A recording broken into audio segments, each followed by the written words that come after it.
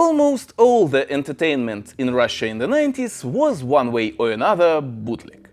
Dendy, PC, PlayStation. I've already told you about all of this a lot. But all my stories were about video games, and it's not even a half of the stuff we got. Movies, music, cartoons, TV shows, comics and books were also a huge part of your life, right? So they were for us in Russia. Several days ago I visited a bookstore and saw this. This is an official novelization of the hit movie Aliens translated to Russian. And this brought back a lot of memories I wanna share with you today. Hello YouTube, my name is Victor and you are watching the Russian Video Game Comrade Show. Today I wanna tell you about another huge part of every Russian kid's life in the 90s. Bootleg life, of course, as we didn't really have a licensed one. As you may know, Soviet Union was a closed country and lots of Western goods, tech and content were banned in it. People still were interested in foreign music, movies, etc., but it wasn't easy to get this, and most of the ways of getting it were illegal. But still people listened to Led Zeppelin and watched Gone with the Wind. And if listening to the music was difficult only on the side of getting the records, as a lot of Soviet music was released on the vinyl and a lot of Soviet citizens had a record player, watching foreign movies was much more complicated. Some foreign movies were shown in the cinema theaters, but the selection was poor, sessions were rare, and it was not an easy task to get a ticket for the screening of a new American movie for an ordinary Soviet person. When the VHS format started to take over the world in the 70s, you could only dream of such tech in the USSR. Yes, we had a lot of technical magazines that told us about such things in the world, but almost no one could even dream of such a thing in his or her own house. And the problem wasn't only about the price of a VCR. Even if you had a lot of money, you just couldn't go to a store and buy one, as it wasn't sold here in the Union. Of course, the big people such as diplomats or world-class sportsmen who could travel the world back then could buy such tech aboard and bring it home. But this was almost the only option. Rumor has it that in the late 70s and early 80s, a person could really trade a car or even an apartment for a VCR. And this was only the first part of the problem, as after getting a VCR, you also had to get VHS movies to watch on it. And there were also none of this in the USSR as well. In the mid-late 80s, the situation began to change. VCRs were still very expensive, but with the needed connections you could already not only get one, but even purchase a selection of Western tapes. Unofficial and illegal, of course. But who cared? In the 80s and the 90s, most of the movies we saw were overvoiced by bedroom translators. And this was so popular, especially in the 90s, when USSR became Russia and a lot of bans were lifted, that even today a lot of people try to find and preserve those audio tracks and even insert them in modern 4K remastered movie strips. Добро пожаловать в Америку. В смысле, чем не могу быть полезна? Можешь. Ну так скажите, что мне для вас делать? Начни с того, бля, что эту улыбку, бля, со своей розовой мордой, бля, запихни себе в жопу, бля. Keep in mind that, as I've already said, despite VCRs and Western movies became legal, a lot of people couldn't afford one for themselves till the late 90s, and there were almost no walk-in modern cinema theaters in Russia showing new releases. But there were smart-ass pirates, of course, who found out how to make money of this quite fast. And I myself visited such a place in the 90s. Yep, what you see here is a classic Russian movie theater from the 90s. Dark room with a tiny TV and a VCR, and a lot of seats for those who want to watch another action movie starring Schwarzenegger or Stallone. I myself watched RoboCop and Teenage Mutant Ninja Turtles movie like this for the first time. And for a lot of people it was the only way. Or was it? Apparently thought the guys who brought these to Russia. I don't know how big were novelizations in the US and Europe back in the 90s. Yes, I saw for example Star Wars and Doctor Who books in the bookshops when I visited England several years ago. Or that sweet time you could travel across the world freely. And I also know that, for example, some of the X-Files books were officially released across the world back in the 90s. But I'm not sure how big exactly these were back then in the West. And here in Russia, these were really huge. Maybe because of the high price of the VCRs combined with the popularity of American action movies, or maybe because Russians really read a lot. I think both. Books were cheap, everyone could afford them, and it was a $1 million idea. Almost every popular action movie of the 80s and the 90s was released in a book variation in Russia. RoboCop, Predator, Indiana Jones, Commando, Alien, Batman, Friday the 13th. I can continue this for a very long time. Basically, it was a 2-in-1 books like this one, Convoy and Lockup. Convoy is even from 1978, but still it has a Russian novelization. Why am I saying Russian? Because the funniest thing, lots of these books were not only written by Russian authors, sometimes even quite famous ones. The 90s were the dark page of the Russian history, and as every man and woman have to eat to stay alive, they take every job they can get. This time our guys mimicked foreign authors. Apparently, the publisher thought that Western stories would sell better if books were written by some foreign author.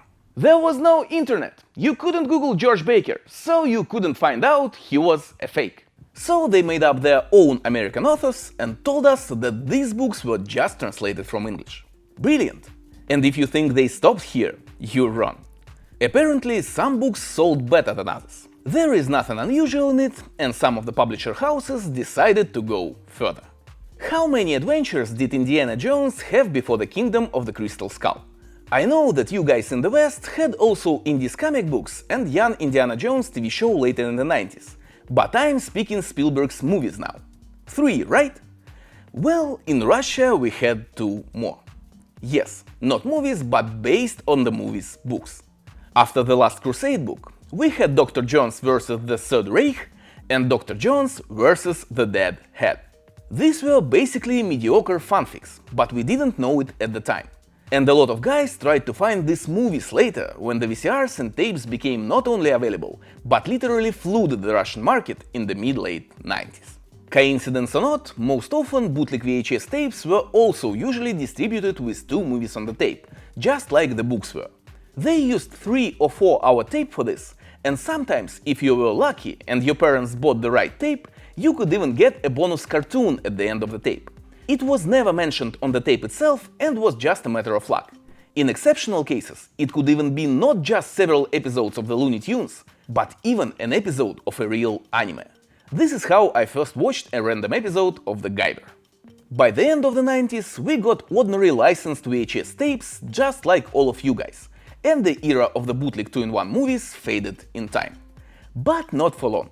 When DVDs hit the market, it was only a matter of time till all the shops put on their showcases 4, 8 and even 12-in-1 movies DVDs. But this is a completely different story. If you want to hear it too, please let me know in the comments section below. As for the books for kids, the real thing I'm filming and you're watching this episode, it was even wilder than anything I've told you before.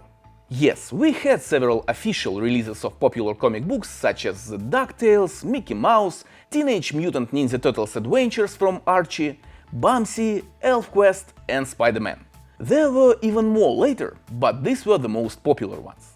Starting in 1991, the Russian TV even started showing Disney's cartoons.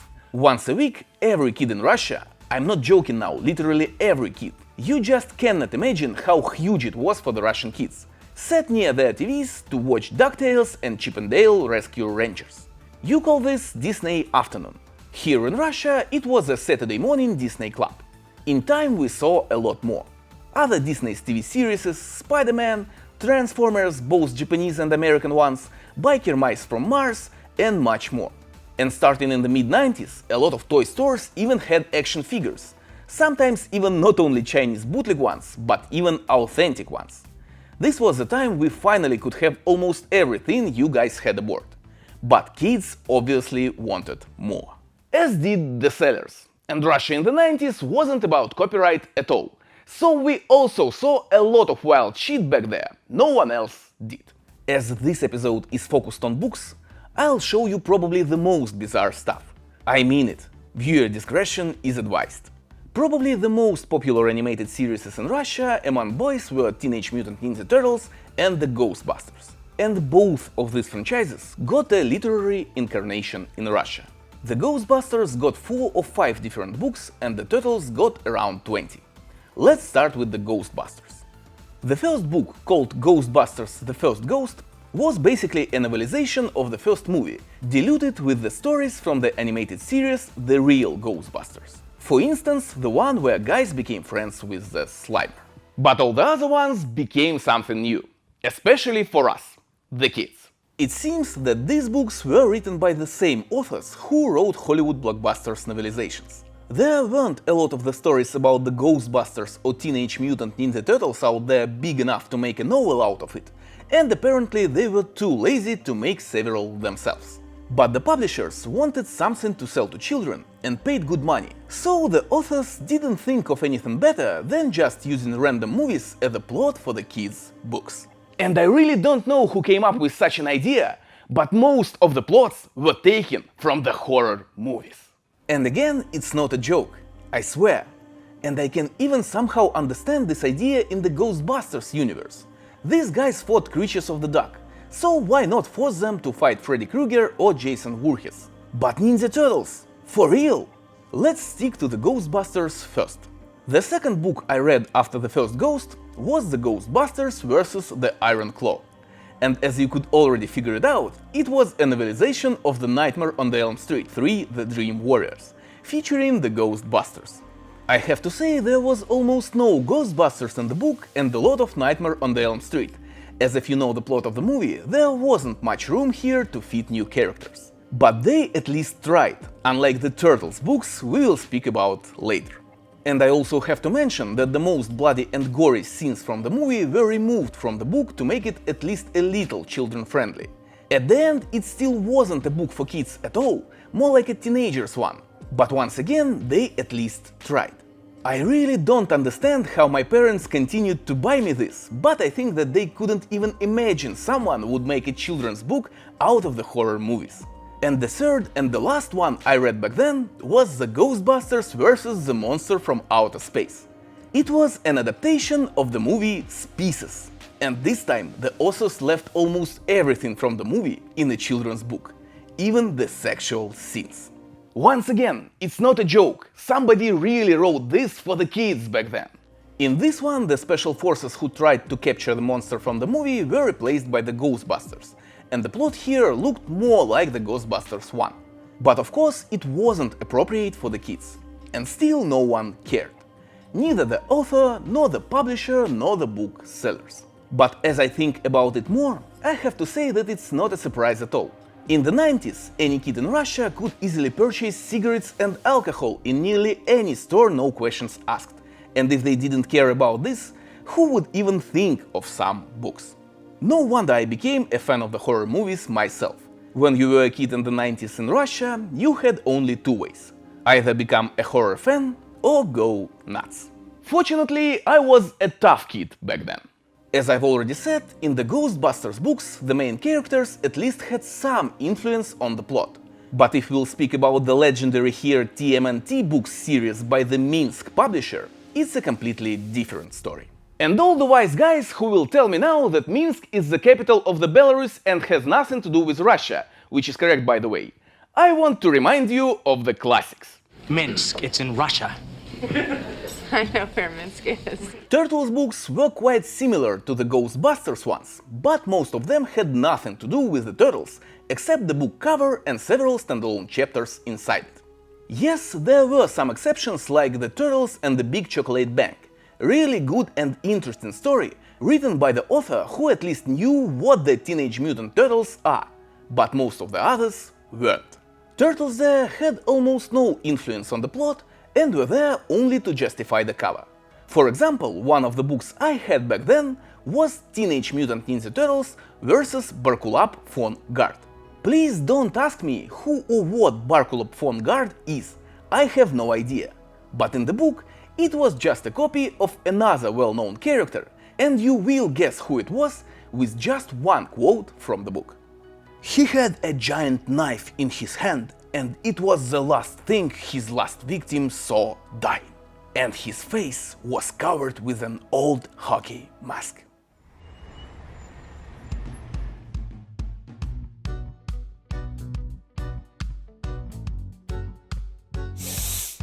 We need to publish more children's books to make money, but we have no idea about the shit they like. Thoughts? What if we just take their favorite characters and merge them with Friday the 13th? You just blew my mind. Okay. I can't think of any other way it could end like this. And all these books have a disclaimer on the first page.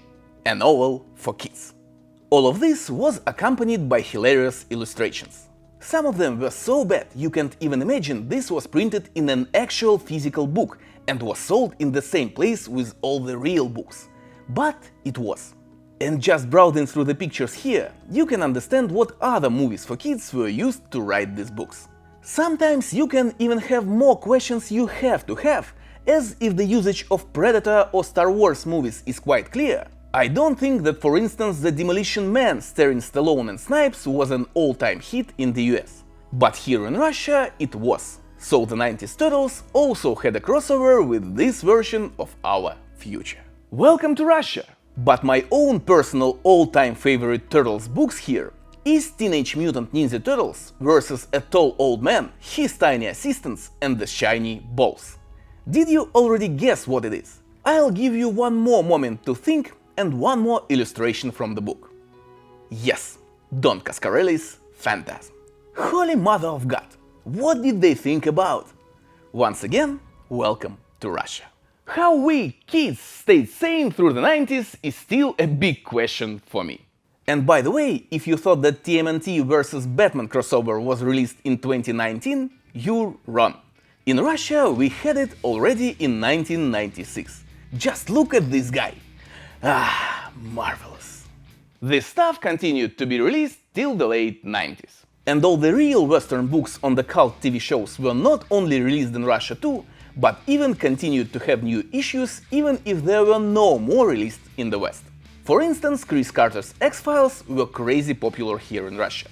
And if you guys had 5 or 6 books in the series, we in Russia had around 20. At first, these were just novelizations of the best episodes, but sometime later they even started to release Russian fanfics, as if they were authentic books. But in the early 2000s all of this somehow collapsed. Maybe because Russia started to sign more worldwide contracts and take the copyrights more seriously, maybe because people stopped buying this, at least buying this a lot, like they did earlier in the 90s. Maybe both. But the Russian story had this interesting page, and I hope it was interesting for you to know about it. Thank you for watching this episode. I really hope you liked it. Please press thumbs up, subscribe to the channel, and I'll see you next time. Have a nice day, good luck!